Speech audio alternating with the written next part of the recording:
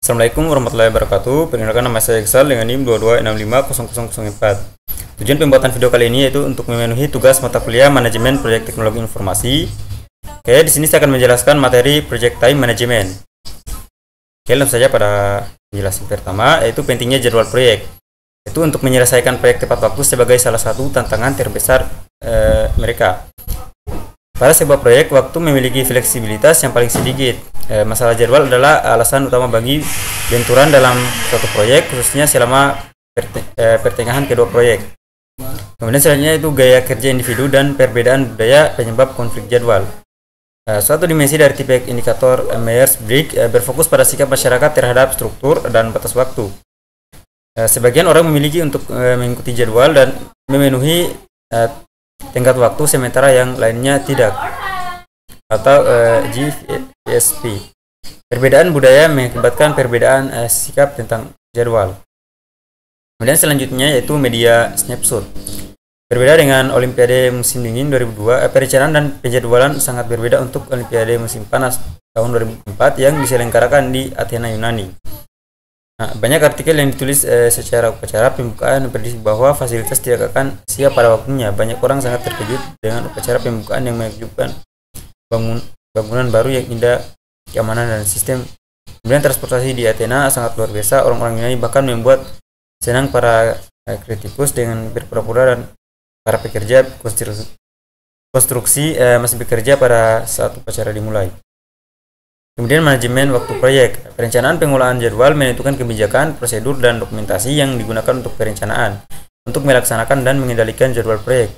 Kemudian mendefinisikan kegiatan, mengidentifikasi kegiatan khusus bahwa anggota tim proyek yang stakeholder harus melakukan untuk menghasilkan deliverable proyek. Kemudian aktivitas sequencing itu mengidentifikasi dan mendokumentasi hubungan antara kegiatan proyek.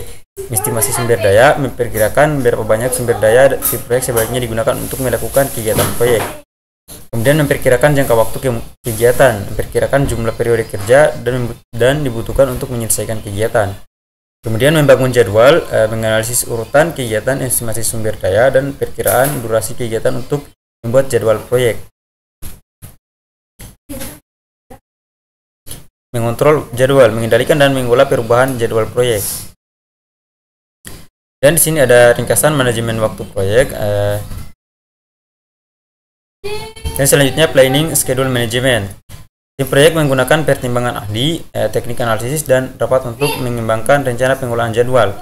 Sebuah rencana pengolahan jadwal meliputi yaitu pengembangan model jadwal proyek, metodologi penjadwalan, tingkat akurasi dan satuan ukuran, ambang batas kendali, aturan pengukuran kinerja, format pelaporan, dan deskripsi proses. Kemudian mendefinisikan aktivitas. Suatu aktivitas atau tugas adalah elemen kerja biasanya ditemukan pada WBS yang memiliki durasi, biaya, dan kebutuhan sumber daya yang diharapkan. Definisi aktivitas melibatkan pembuatan WBS yang lebih rinci beserta penjelasannya untuk memahami cara pekerjaan yang harus dilakukan sehingga kita dapat membuat perkiraan biaya dan durasi yang realistis. Kemudian daftar aktivitas dan atribut. Activity list berupa tabulasi kegiatan yang harus dimasukkan pada jadwal proyek. Pertama, nama aktivitas, kemudian nomor atau identifier kegiatan, deskripsi singkat aktivitas. Atribut aktivitas memberikan informasi lebih lanjut seperti pendahuluannya, penerus, hubungan logis, kebutuhan sumber daya, kendala, tanggal, dan asumsi yang berkaitan dengan kegiatan. Kemudian milestones. Milestone adalah peristiwa penting yang biasanya tidak memiliki durasi, sering membutuhkan beberapa kegiatan dan pekerjaan untuk menyelesaikan milestone. Milestone merupakan alat yang berguna untuk menetapkan jadwal dan tujuan memantau kemajuan. Kemudian sequencing aktivitas, mengkaji ulang aktivitas dan menentukan dependensi. Sebuah ketergantungan atau hubungan adalah ruang kegiatan proyek atau tugas yang harus menentukan dependensi untuk menggunakan analisis jalur kritis. Kemudian tiga tipe dependensi.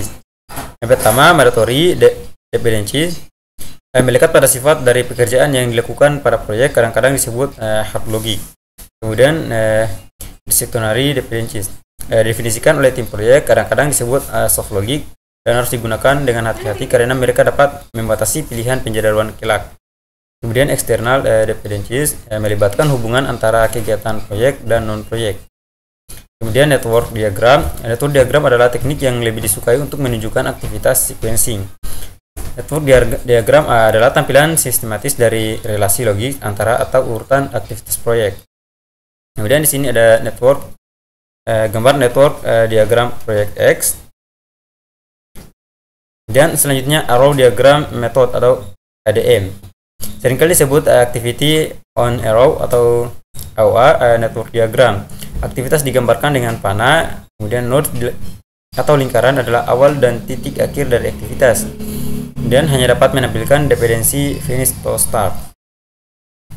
Kemudian proses membuat diagram AOA.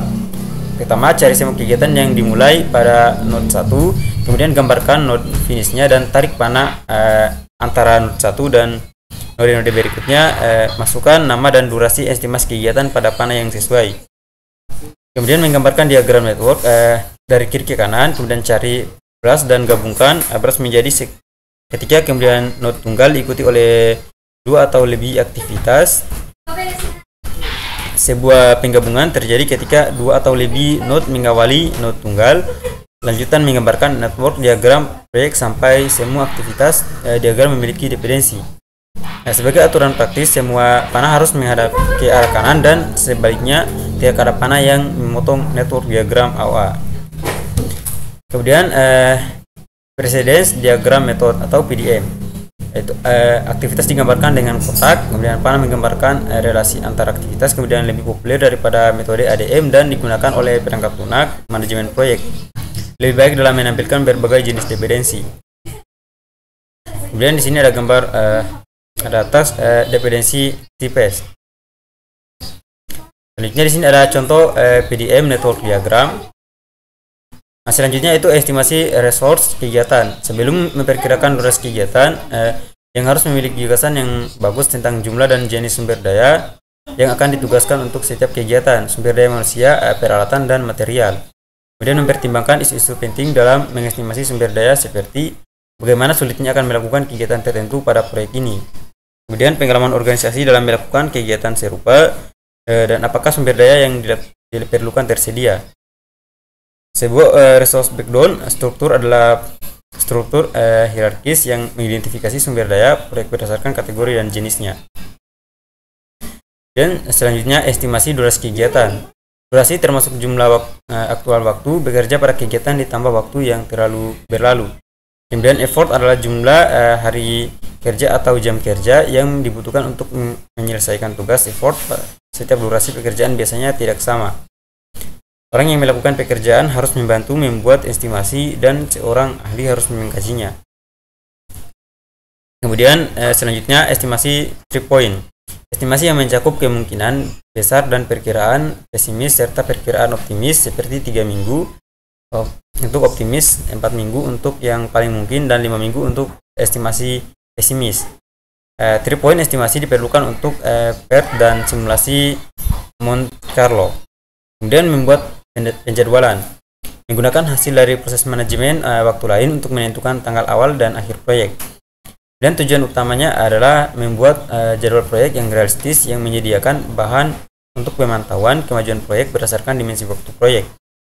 Kemudian tools dan teknik penting diantaranya adalah Gantt chart, analisis critical path, dan penjadwalan critical chain, dan analisis PERT. Pertama, selanjutnya itu Gantt chart. Gantt chart menyediakan format standar untuk menampilkan informasi jadwal proyek dengan daftar kegiatan proyek yang berhubungan dengan tanggal dimulai dan diselesaikannya dalam format kalender. Simbol yang digunakan yaitu diamond hitam, sebuah milestones, kemudian batang hitam tebal sebagai ringkasan teks, kemudian batang tipis horizontal itu durasi setiap tes, kemudian panah dependencies between test. Kemudian di sini ada gambar Gantt chart for project X. Kemudian di sini ada Gantt chart proyek peluncuran software. Dan selanjutnya menambahkan milestones pada Gantt chart. Banyak orang ingin fokus pada pencapaian milestone, terutama untuk proyek-proyek besar. Milestone menekankan peristiwa penting untuk prestasi pada proyek. Nah, secara normal membuat milestone dengan cara memasukkan tes berdurasi 0 dan tidak dapat menandai setiap tes sebagai tonggak. Dan selanjutnya itu smart kriteria, milestone saru, pertama spesifik, measurable, kemudian assignable, kemudian realistic, dan time framed. Kemudian di sini ada gambar contoh tracking Gantt chart. Nah, mungkin itu saja penjelasan dari saya. Lebih dan kurangnya mohon dimaafkan. Saya akhiri. Wassalamualaikum warahmatullahi wabarakatuh.